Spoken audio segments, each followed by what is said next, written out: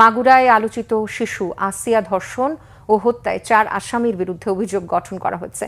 আগামী রোববার সাক্ষ্য গ্রহণের দিন ধার্য করেছে নারী ও শিশু নির্যাতন ট্রাইব্যুনাল আদালত।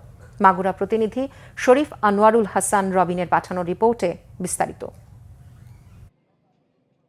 বুধবার সকাল 10:30টার দিকে জেলা নারী ও শিশু নির্যাতন দমন ট্রাইব্যুনালের বিচারক এম জাহিদ হাসানের আদালতে অভিযোগ গঠনের শুনানি হয়। এর মাধ্যমে আলোচিত এই ঘটনার বিচার শুরু হলো।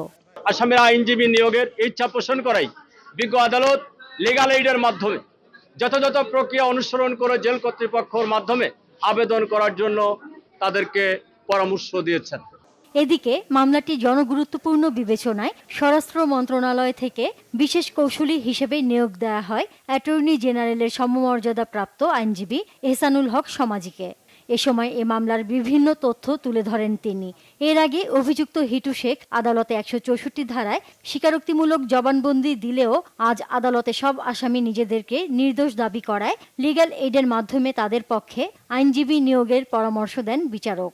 বিজ্ঞ আদালত আর সন্তুষ্ট হয়ে তিনি সকল আসামিদের বিরুদ্ধে লন্ডন পাবলিক প্রসিকিউটরের প্রস্তাবিত ধারাসমূহের অধীনে চার্জ গঠন করেছেন।